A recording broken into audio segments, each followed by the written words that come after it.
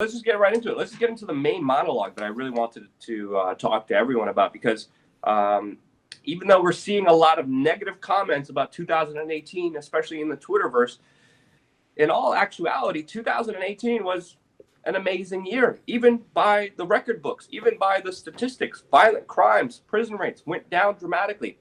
The standard of living has gone up globally all over the world. And we highlighted this in our video this week, the top 10 positive good stories that you didn't hear about 2018. And really looking at it, it's ending to be a very hopeful, optimistic outlook for 2019, which could even be a better year by the records, by the numbers, and by the way that we are living our life, which, of course, a lot of people in media don't want you to know about. They don't want you to see all the good things happening around there, because when you're concentrating on good things, positive things, being sustained independently, being on your own, not needing anything, being in a good place in your life, you're not going to buy the useless crap. You're not going to be easily controlled. And this is why a lot of this information is not out there. So statistically, we're doing better than ever. And 2019, we're most likely going to be even in a better position than we are now. I mean, just looking at things here retrospectively, we're here in a 9-day shutdown of the government. And a lot of the shutdown is also affecting the IRS offices. And you know what? I think the IRS office and the officers working there deserve a little bit of time off. I think it's great that they're not working. I think it's great that this year we also finally saw a peace that looks like it's lasting and holding in North Korea, with, of course, just now, a few moments ago, there being an official announcement saying that North Korea is offering South Korea a year-end message of peace. And the peace is holding, and it's been holding because of negotiations, because of deals. And it's not just there. There's also peace brewing inside of Syria, pardon me, where we just saw a few days ago Donald Trump take U.S. troops out of there. And of course, there was a lot of fear mongering. Pardon me here.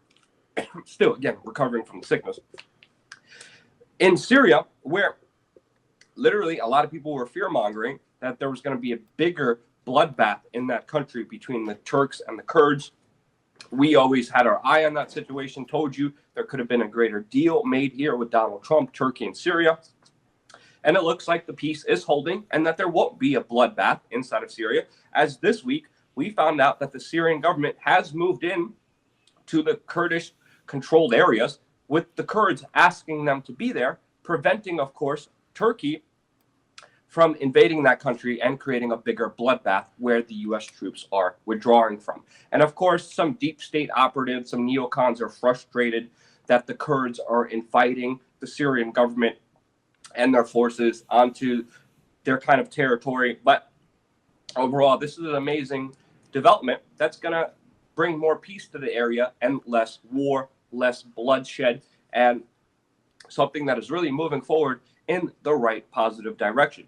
In France, we have seen a movement that has inspired people, not only just in Europe, but all over the world. We're seeing copycat yellow vest movements in the United States, in Canada, all over, as the media, of course, has been counting out the movement. The mainstream media has been saying the yellow vests are over, it's too cold, there's holiday seasons. But just yesterday, we saw the 7th week of protest, bringing out tens of thousands of people to the street of Paris. We saw just crazy, iconic photos of the Eiffel Tower being shrouded in smoke, with, of course, more people lashing out, letting their voices be heard, not being divided and conquered. And just even a couple of days ago, we saw the Yellow Vest protesters attempt to storm Emmanuel Macron's Mediterranean castle, which also was another major move, another major development. In the Netherlands, there was major clashes between people and the police. There's been people tearing down the EU flag all over the place, letting people know their dissatisfaction with the system, with the larger injustices happening to everyone, with people coming together who believe in left-wing ideologies and right-wing ideologies, saying enough is enough. And this is going to be a very, very interesting year going into 2019, as many people are predicting a kind of European spring. Now, it hasn't been all peachy, hasn't been all great and glorious in 2018, but we are seeing things pick up and move in the right directions. There's still a lot of censorship that we have to deal with, as we covered in an earlier video this week with the top 10 stories of 2018 that they don't want you to know about, which of course will be also linked in the story. There's still a lot of repression. There's still a lot of crazy, insane actions of people, protesters, media being attacked for standing up for individualism, for standing up for themselves. Israel has just also attacked Syria on Christmas Day, nonetheless. And we ultimately still have a boatload of censorship that we're going to have to face the repercussions of. But overall, what this is showing us is that we are having a positive effect here, and that the social controllers, the big establishment elite types, are terrified of what we have to say, of the ideas that we have to spread, and the information that we want to give to you that is totally free, that is not controlled, and is totally diversified in all senses of the way. And it's breaking down the power structures that they thought they had in their hands, that they think that they can control, that they think that they could censor, that they are censoring. But ultimately, I see this as a form of showing the greater weaknesses and the greater disorganization of their entire systems that we are finally seeing the true light of and their existence of. So overall, 2019, extremely optimistic. Statistically, things will go up. Life will be better. Expect a European spring. And holy cow, I'm excited moving forward from 2018 to 2019. What about you, Jason? Yeah, man. Woot woot. I mean, this is it. I really do feel like, look, as hard as we have been on the Trump administration, it's moving in the right direction. Mattis is out. Mattis is out, baby. Forget about the new year. January 1st, a literal Star Wars villain is out of the government. That's good news. I pray that he's not replaced by a Jack Keane or another one of these neocon warmongers. We've got guys like Mario Cuomo closing the year out, another verifiable demon with an imp-like brother on CNN saying we're going to decriminalize and legalize marijuana in New York. Huge move.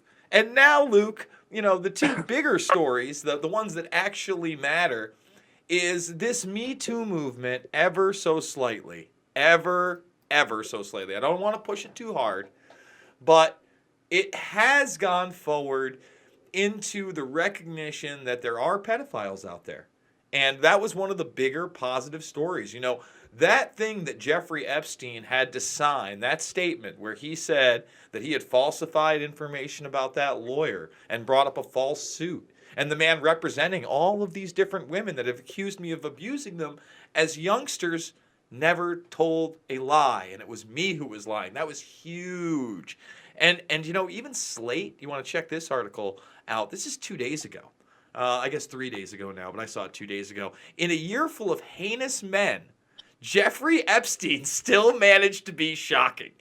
And, like I said, man, we could talk about the Weinsteins of the world. We're going to talk about the Spaceys of the world in a minute. But, Luke, the bottom line is a light has been shined on this darkness like never before. Especially on the upper echelons elite. And there's still a lot more darkness that the light hasn't been shined on, which people need to be aware of. And there's been a lot of also negative repercussions of the kind of larger Me Too movement being politically. But overall, with these effects, looking at them, they have been very positive, very eye-opening, and very refreshing to finally see in the public sphere, because it's been denied that there's been high-level predators and pedophiles out there. Now we're finally able to see it. So again, amazing here. I mean, you got the wacky, Jason. I know you're kind of happy about that. A lot of people are happy about that because it's also leading to decriminalization. It's also leading to lower jail populations. It's also leading to the progression of our society. And I think what you pay your attention on, it's what actually grows. So 2019, full force, fully optimistic, super excited, super happy, and it's going to be an incredible year.